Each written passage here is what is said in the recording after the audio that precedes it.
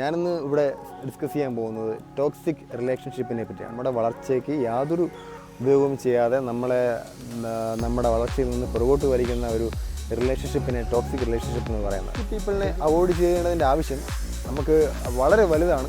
നമ്മൾ വളർച്ച ആഗ്രഹിക്കുന്ന ഒരു വ്യക്തിയാണെങ്കിൽ തീർച്ചയായിട്ടും അത് കട്ട് ചെയ്ത് മാറ്റേണ്ടത് വളരെ അനിവാര്യം. എന്തുകൊണ്ട് നമ്മൾ നെഗറ്റീവായിട്ടുള്ള അല്ലെങ്കിൽ ടോക്സിക് ആയിട്ടുള്ള റിലേഷൻഷിപ്സ് കട്ട് ചെയ്യണം എന്ന് പറയാം.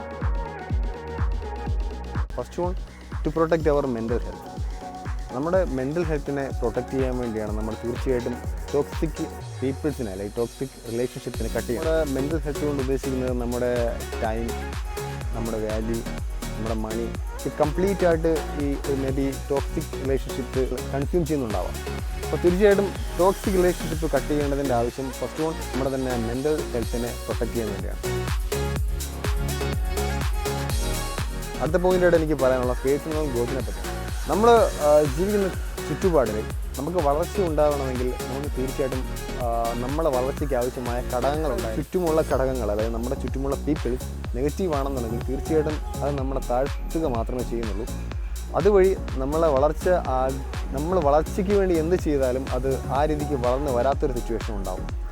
നമുക്ക് വളർച്ച ഉണ്ടാവണം, പേഴ്സണൽ ഗ്രോത്ത് ഉണ്ടാവണമെങ്കിൽ തീർച്ചയായിട്ടും നമുക്ക് വേണ്ട ഒരു റിലേഷൻഷിപ്പ് മെയിൻറ്റെയിൻ ചെയ്യുകയും നമുക്ക് ആവശ്യമില്ലാത്ത റിലേഷൻഷിപ്പ് കട്ട് ചെയ്ത് മാറ്റുകയും ചെയ്യേണ്ടത് വളരെ അത്യാവശ്യമാണ്. നമ്മൾ കാര്യം മനസ്സിലാക്കേണ്ടത്, പേഴ്സണൽ ഗ്രോത്തിന് നമുക്ക് ഏറ്റവും കൂടുതൽ ചെയ്യാൻ പറ്റുന്നത് നമുക്കൊരു സൗഹൃദ വലയം, നമ്മളെ വളർത്തുന്ന ഒരു അന്തരീക്ഷം, നമ്മെ വളർത്തുന്ന ഒരു ചുറ്റുപാട് ഉണ്ടായിരിക്കുക എന്നതാണ്.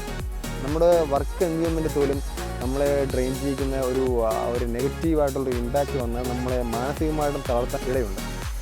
അപ്പോൾ ഈ ഒരു കാര്യത്തിൽ തന്നെ മെയിനായിട്ട് നമുക്ക് പേഴ്സണൽ ഗ്രോത്ത് തന്നെ ഫോക്കസ് ചെയ്ത് കഴിഞ്ഞാൽ നമുക്കറിയാം നമ്മുടെ എനർജി ഡ്രെയിൻ ചെയ്യുന്ന ആൾക്കാരെ അവോയ്ഡ് ചെയ്യേണ്ടതിൻ്റെ ഇമ്പോർട്ടൻസ് എന്ന് പറയുമ്പോൾ നമ്മുടെ പേഴ്സണൽ ഗ്രോത്തിന് നമ്മൾ പേഴ്സണലി വളരാൻ വേണ്ടി നമുക്ക് ആവശ്യം നല്ലൊരു എൻവയോൺമെൻ്റ് ആണ്.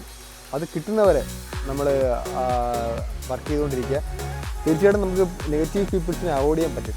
നെഗറ്റീവ് പീപ്പിൾസിനെ അവോയ്ഡ് ചെയ്താൽ മാത്രമേ നമുക്ക് ഗ്രോത്ത് ഉണ്ടാവുള്ളൂ. അപ്പോൾ പേഴ്സണൽ ഗ്രോത്തിന് ഏറ്റവും ഇമ്പോർട്ടൻ്റ് ആണ് ടോക്സിക് റിലേഷൻഷിപ്പ് കട്ട് ചെയ്യുക എന്നുള്ളത്.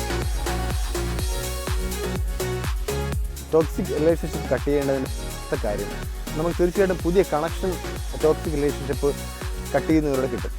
ടോക്സിക് പീപ്പിൾസിനെ, ടോക്സിക് കണക്ഷൻസിനെ കട്ട് ചെയ്യുമ്പോൾ നമുക്ക് നമ്മുടെ ഒരു സർക്കിളിനകത്തുള്ള, നമ്മുടെ ഗ്രോത്ത് സർക്കിളിനകത്തുള്ള ഒരുപാട് കണക്ഷൻസ് നമുക്ക് കിട്ടും.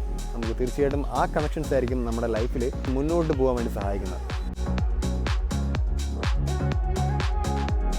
നമ്മൾ തീർച്ചയായിട്ടും ടോക്സിക് റിലേഷൻഷിപ്പ് കട്ട് ചെയ്യേണ്ടതിൻ്റെ മറ്റൊരു കാര്യം എന്ന് പറയുന്നത് ഹെൽത്തി എൻവയോൺമെൻറ്റ് മെയിൻറ്റെയിൻ ചെയ്യാൻ പറ്റും എന്നതാണ്. നമ്മുടെ ടോക്സിക് പീപ്പിളിൻ്റെ കൂടെ ആണെങ്കിൽ നമുക്ക് നമ്മുടെ ഗോളിൽ ഫോക്കസ് ചെയ്യാനോ നമുക്ക് നമ്മുടെ ലൈഫിന് വേണ്ടി എന്തെങ്കിലും ചെയ്യാനോ ഒന്നും മിക്കവാറും പറ്റാറില്ല. തീർച്ചയായിട്ടും നമ്മുടെ ടോക്സിക് പീപ്പിളിനെ അവോയ്ഡ് ചെയ്യുമ്പോൾ നമ്മുടെ സർക്കിളിൽ വരുന്ന എല്ലാവരും നമുക്ക് വേണ്ടപ്പെട്ട ആൾക്കാരായിരിക്കാം, നമ്മുടെ വളർച്ചയെ ആഗ്രഹിക്കുന്ന ആൾക്കാരായിരിക്കാം, നമ്മുടെ അടുത്ത ഫ്രണ്ട്സ് ആയിരിക്കാം.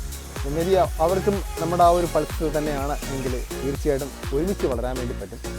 ടോക്സിക് പീപ്പിൾ എപ്പോഴും നമ്മുടെ നെഗറ്റീവ് വശങ്ങൾ മാത്രം കണ്ട് നമ്മളോട് എപ്പോഴും നെഗറ്റീവ് കാര്യങ്ങൾ മാത്രം പറഞ്ഞ് നമ്മളെ അടിച്ചമർത്തിക്കൊണ്ടിരിക്കുന്ന ആൾക്കാരായിരിക്കാം. മേ ബി ടോക്സിക് ആൾക്കാരെ നമ്മൾ തീർച്ചയായും ഡെയിലി കാണേണ്ട സിറ്റുവേഷൻ വന്നാൽ പോലും നമ്മുടെ വർക്ക് ഏരിയയിലാണെങ്കിൽ പോലും അവരോട് ആ രീതിക്ക് ഹാൻഡിൽ ചെയ്യാൻ നമുക്ക് പറ്റണം. എന്നാൽ മാക്സിമം അവരെ അവോയ്ഡ് ചെയ്യുക.